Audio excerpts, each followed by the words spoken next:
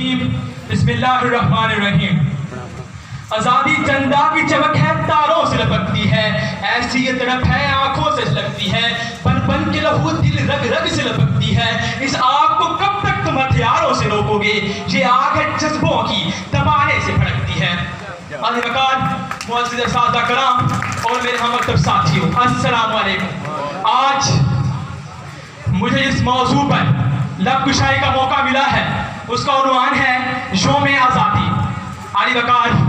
زندہ قومیں اپنی تاریخ کو کبھی فراموش نہیں کرتی، اور جو قومیں اپنے ماضی کو بھلا دیتی ہیں ان کا نام صفحہ ہستی سے ہمیشہ کے لیے مٹ جاتا ہے۔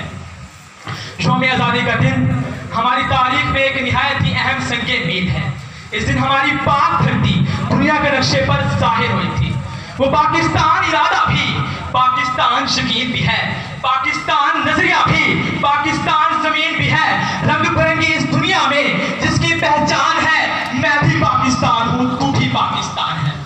سامعین گرامی، 14 اگست کہنے کی تو صرف ایک دن ہے، مگر اپنے اندر ایک لازوال تاریخ سموئے ہوئے ہے، جذبوں کی تاریخ، قربانیوں کی تاریخ، رسم شبیر کی تاریخ۔ قبضے کے 72 سال پہلے کا دن سینکڑوں سالوں کی تاریخ کا شاہد ہے۔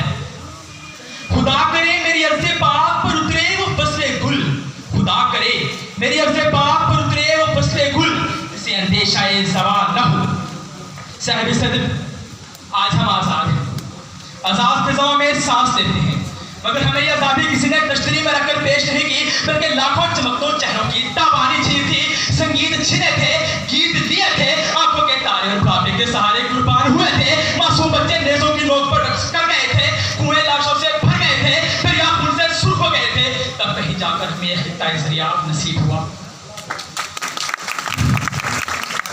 عشق و آزادی بہار عزیز کا سامان ہے، عشق و آزادی بہار عزیز کا سامان ہے، عشق میری زندگی آزادی پر ایمان ہے، عشق پر کر دوں فدا میں اپنی ساری زندگی، اور آزادی پر میرا عشق بھی قربان ہے۔ علی وقار، آزادی انمول نعمت ہے، آزادی آسمانی تحفہ ہے۔ آزادی کی قدر قفس میں پر مارتے ہوئے پرندے سے پوچھئے، آزادی کی قدر 200 میٹر کے گیتوں سے پوچھئے، آزادی کی قدر انقلاب فرانس کے شوروں سے پوچھئے، آزادی کی قدر 1947 کے شہداء سے پوچھئے، آزادی کی قدر روح قائد سے پوچھئے، خواب اقبال سے پوچھئے، کشمیر کے لہو سے بہتے جھرنوں سے پوچھئے، پھر پتہ چلے گا کہ آزادی ایک عظیم نعمت ہے۔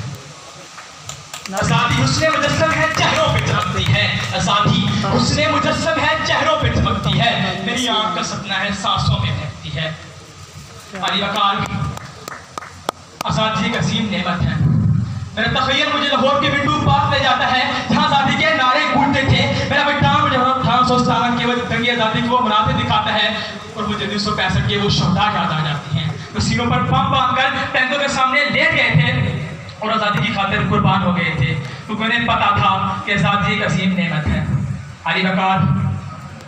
کشمیر شہرک ہے پاکستان کی، میری زبان میرے الفاظ کا ساتھ نہیں لیتی،